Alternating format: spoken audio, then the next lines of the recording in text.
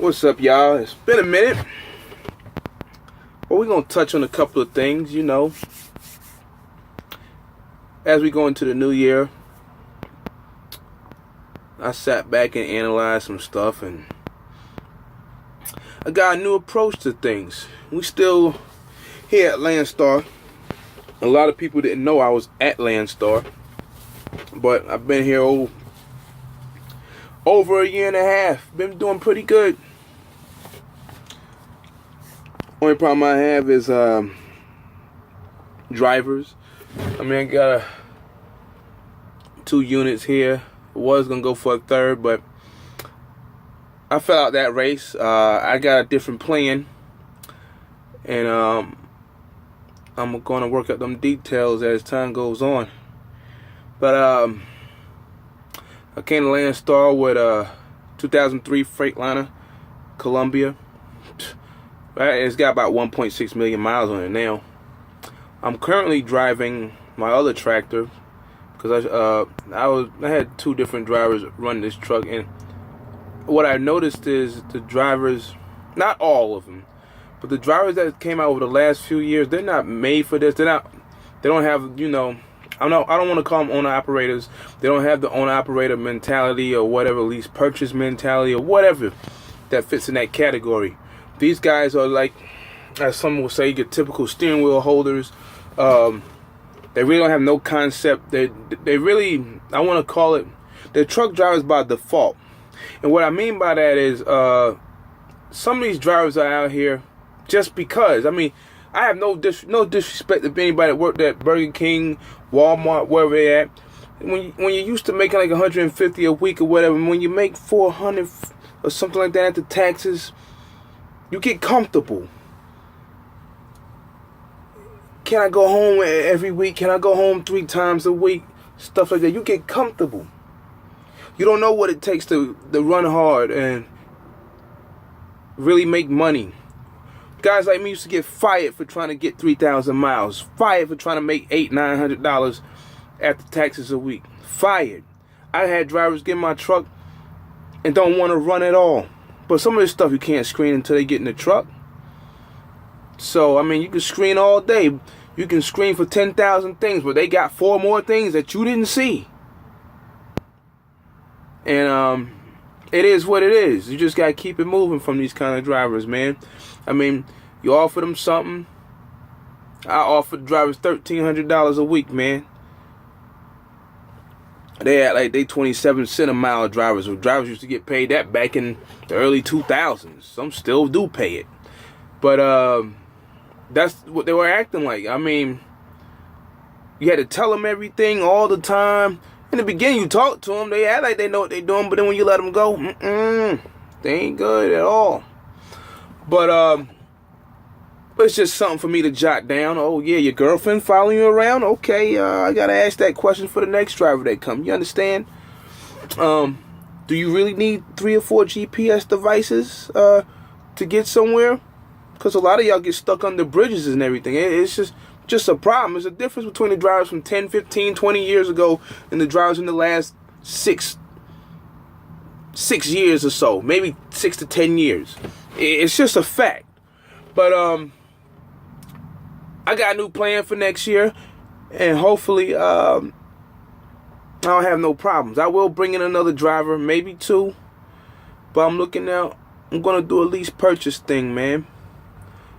I'm not going to do you like quality. I'm not going to do you like all these others. You're going to get 3 years to buy this truck.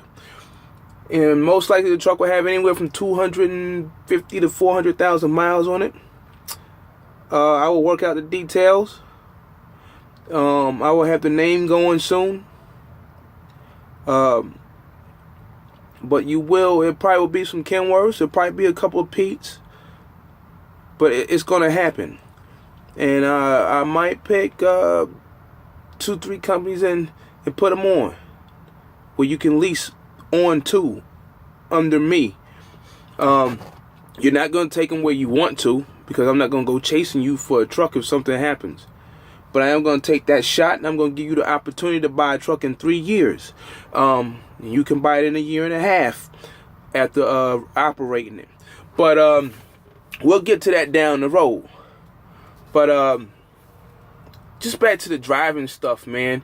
I mean, I do pretty good at Landstar. Right now, I'm running back and forth from Waco, Texas to Denver. I'm doing somebody's run right now from what it looks like. I don't know. It's like a dedicated thing. And I reload back, or I can come back empty. I get paid round trip, so I do pretty good, man. I'm getting this newer truck because I live in Arizona. I gotta get home sometimes, and California's the gateway to go home at times. So, but everything's working out pretty good. Landstar's a pretty decent company, man. I ain't got too much to say about them, other than their hiring process. They go a little bit above and beyond. I mean, you can have drivers wanting to drive your truck, and you'll lose them because they take too long. But that's just what it is. It does cost you money when that happens, especially if they do that, in which they will do that, and a driver becomes a waste when he gets in your truck. Oh, you don't even know. But like I said, it is what it is, man. But we'll just keep it pushing. But you new drivers out here, man, speaking of lease purchases, you need to understand what you're doing, what you're getting into. I was talking to, you see them all the time. Who has the best lease purchase program? KLM and this one and that one, John Krishna. Have you ever seen them drivers with a title in their hand? No, I don't think you have. So, I asked a KLM driver the other day, well, how much I make per mile, and how much is the truck note? Well, the truck note is like $500, almost $600 a week. We're not even talking about maintenance or escrow. So I don't even know really how they break it down, but I assume $575 or whatever. Excuse me, it's $575 before anything. 6-year lease. I ain't never seen anybody offer a 6-year lease. KLM, y'all pimping. Now, we got drivers out here like the one I talked to the other day. I said, well, how much you make a mile? $1. Oh. See, the mentality of you guys is, you think making $1, you new guys think making $1 is more than making 37, 38, 40 cents a mile, whatever it is, as a company driver. So you're in the lease purchase, you think you rolling in the dough. 1099 is different than W-2 pay. You got to understand that. And we try to tell you this in truck driver groups, but y'all don't listen. So I said, how much is the fuel surcharge? Y'all get reimbursed for the reefer fuel, pulling Tyson trailers and stuff like that, or whatever? We don't pay for reefer fuel. So how does the trailer get fueled? So what's your fuel surcharge? I don't know. What do you mean you don't know? You gotta know this. This is why the truck companies look at y'all now, man. They be laughing like, we can get them. Let's just pay them $400 a week as a company driver. They'll just give up and just become a lease purchase operator. Or a lease operator. They think by making $1,000 at the end of the week that they're doing something. You're not. You're not. Understand that, man. If you're not making like $1,500 plus, and that's the low side in the lease program, what is you doing this for? Them $1,500, you must not have been doing nothing that week. $1,000, that's nothing, man. Especially in these programs, any program really. If anything hits the fan, you're done.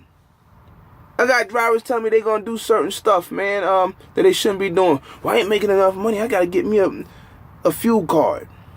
Are you kidding me? What are you doing? You don't need a fuel card. That company got mega discounts. You still gotta pay that money back at the end of the week. You have a bad week with your truck or whatever, and you spend that fuel money on that Fleet One or whoever card, you're done. They're cutting you off. Bad credit now. So you drivers, man, I mean, with these lease purchase programs, when you hear us talking, especially ones that have been in the game 10, 15, 20 years, and we telling you not to do certain stuff, you better listen, man, because you're gonna sink faster than you got in that truck. And we tell you, and like I said, you never seen a KLM driver holding the title. I haven't.